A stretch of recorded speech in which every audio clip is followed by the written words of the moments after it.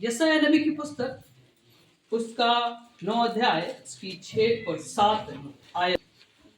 यशायाह उसका 9 अध्याय उसकी 6 और 7 सुनिएगा। क्योंकि हमारे लिए एक बालक उत्पन्न हुआ, हमें एक पुत्र दिया गया है जी, और प्रभुता उसके कांधे पर होगा जी, और उसका नाम अद्भुत युक्ति करने वाला, पराक्रमी परमेश्वर, अनंत काल का पिता और शांति का राजकुमार रखा जाएगा। सुनिएगा, लिखा है 9 पद क्या कहता, 6 पद क्या कहता है 9 का, एक बार फिर से रिपीट करेंगे।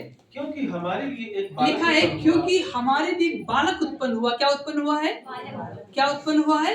वचन में लिखा है यशायाह नबी जब यीशु मसीह के जन्म से पहले तकरीब 700 वर्ष पहले की घोषणा है कि भविष्यवक्ता लिखता है, क्या लिखता है? देखो हमारे लिए एक बालक उत्पन्न होगा। और वो बालक के विषय में जो चर्चा की गई वो प्रभु यीशु मसीह को बताया जाता है। किसको बताया जाता है? प्रभु यीशु मसीह को। और ये अद्भुत है। और 6 पद यशायाह और तमाम ऐसे भविष्यवक्ता प्रभु यीशु मसीह के आने के आगमन में तमाम ढेरों सारे संकेतों को देते हैं। और इस बात को कल्पना के साथ में नहीं बल्कि सच्चाई के साथ में, परमेश्वर की आत्मा के साथ में इन बातों को प्रकाशन में मिलता है और जो इन भविष्यवक्ताओं के जरिए में हम और आप तक पहुंचता है। क्या लिखा है? देखो हमारे लिए, क्या लिखा है? देखो हमारे लिए एक बालक उत्पन्न हुआ है। और आगे क्या लिखा है? हमें एक पुत्र दिया गया है। हमें एक पुत्र दिया गया है और प्रभुता उसके कांधे पर। सुनिएगा, प्रभुता उसके इवन ये नहीं, उत्पत्ति की पुस्तक आप पढ़ेंगे 3 अध्याय में ऐसा लिखा है कि जहां पे लिखा है कि परमेश्वर ने सर्प को और मनुष्य के बीच को एक जो वहां कहा था कि एक दूसरे को विरोध करेंगे, दूसरे को मारेंगे, वहां पे भी लिखा है कि सर्प का सर कुचला जाएगा, अर्थात शैतान हार जाएगा। और जहां से हम इस संकेत को भी पाते हैं कि वो बातें भी हमें यीशु की ओर संकेत करती हैं, क्योंकि शैतान को और कोई पराजित कर नहीं सकता। इवन यही नहीं, दानियल की पुस्तक भी इस विषय में बताती है कि जब नबूकदनेस्सर राजा ने एक स्वप्न को देखा, एक विशाल वृक्ष को देखा जहां पे सारे उसके नीचे जानवर आकर अपने जीवन यापन करते हैं। और वहां पे लिखा है कि एक छोटी सी जो रिंग थी उस वृक्ष के बीच में थी, है ना? और रिंग का मतलब भी होता है जो फिर से पुनर्स्थापित किया जाएगा। मैं आपको बताना चाहता हूं प्रभु यीशु मसीह का इस संसार में आना एक सिर्फ काल्पनिक नहीं है, ये ऐतिहासिक है और ये अलौकिक है, ये सत्य है। और नबूकदनेस्सर राजा भी देखता है कि जब एक मूर्ति देखता है और मूर्ति में कई ऐसे प्रकार दिए गए, सोने, चांदी, लोहा, और लास्ट में लिखा है मिट्टी, है ना? उस मिट्टी का केंद्र बताता है कि संसार में प्रभु यीशु मसीह जो आएगा उन सारे राज्यों को चकनाचूर कर देगा। Hallelujah, hallelujah. मैं कहना चाहता हूँ वो परमेश्वर जिसका राज्य था और है और बना रहेगा, उसका राज्य कभी खत्म, उसका राज्य कभी खत्म। इसलिए कहता देखो हमारे लिए एक बालक उत्पन्न हुआ है, देखो हमारे लिए एक बालक। क्रिसमस सिर्फ एक समुदाय और एक लोगों का त्योहार नहीं है। आपको पता है 25 तारीख को हर समुदाय, हर समाज क्रिसमस को मना रहा था, है ना? मैं आपको बताना चाहता हूं इस दिन हर जन इस क्रिसमस को बेशक उस पंक्ति समुदाय में ना हो पर उन खुशियों को मनाता है। क्यों? क्योंकि जानता है कि परमेश्वर ने हमारे जीवनों में एक बड़े प्रकाश को दिया है। हालेलुया। क्या दिया है?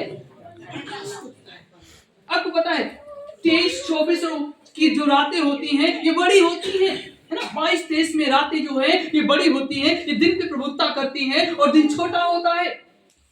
और जैसे ही 24 की रात तकरीब 12 बजे के बाद जब हम जाते, जब दिन में आता है तो 25 का दिन ऐसा बताया जाता है, इतिहास भी गवाह है कि परमेश्वर की दया से जो प्रकाश है वो अंधकार पे राज करता है और प्रकाश कम हो जाता है और अंधकार से प्रकाश बढ़ता जाता है और अंधकार कम होता जाता है, जिसे हम बड़े दिन के रूप में मनाते हैं। हालेलुया। और ये बड़ा दिन हम सबके जीवनों में आता है। ये बड़ा दिन हम सबके जीवनों में आता है, जहां पे इसका मतलब होता है प्रकाश जो है वो अंधकार पे प्रभुता करे, या अंधकार को छिपा दे और प्रकाश को ला दे। ये किसने किया?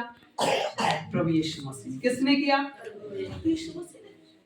क्योंकि जैसे जैसे रात बीतती है, आपको पता है ना, ठंडी का मौसम जो होता है तो रातें बड़ी होती, सब जानते हैं ना, और दिन छोटा होता है। रात दिन में 5 बज जाए, 1 हो गया, अब रात हो गई है। पर मैं आपको बताना चाहता हूँ ये 25 तारीख के बाद में दिन की बढ़ोतरी होने लगती है। हालेलुया। इसका जो मतलब है वो यही है कि जो दिन है वो रात पे प्रभुत्व करता है। इसको ऐसे कह ले कि जो प्रकाश है वो बढ़ता जाता है और अंधकार कम होता जाता है। अंधकार कम होता, रातें छोटी होती हैं और प्रकाश का जो दिन है वो दिन बड़ा होता चला जाता है। हालेलुया। इसलिए पूरा विश्व इसे बड़े दिन के उपलक्ष्य में भी जानता है। और जो क्रिसमस है उसे भी एक समुदाय, एक पंथ का त्योहार नहीं बल्कि सबका है, सब लोग इसे मनाते हैं। Hallelujah, hallelujah, hallelujah. जहाँ पे तमाम प्रकार के लोग, बड़े मॉल, बड़ी दुकानें इस क्रिसमस के अवसर पे सजाई जाती हैं। हालेलुया।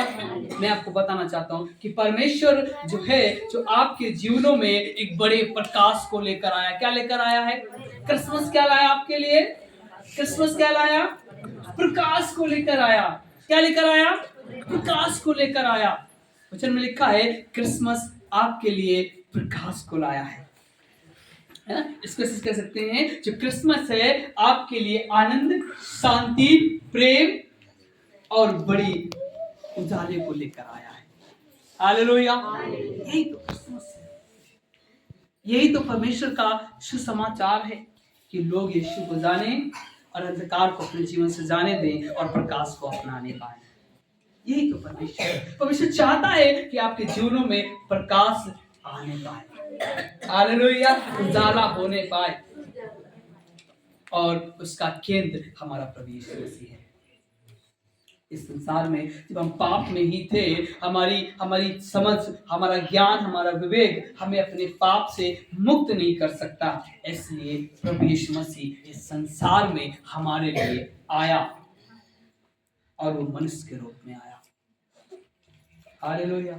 मैं आपको उत्साहित करूंगा कि वास्तव में जो क्रिसमस है वो आपके लिए शांति, आनंद, समृद्धि और प्रकाश को लेकर आया है। शांति को लाएगा, आनंद को भी लाया है, प्रकाश को भी लाया है और सबसे बड़ी बात है प्रॉस्पेरिटी, जिसे हम समृद्धि और धन संपत्ति कहते हैं, वो भी परमेश्वर आपके जीवन में इस क्रिसमस के दौरान आपको देने के लिए लाया है।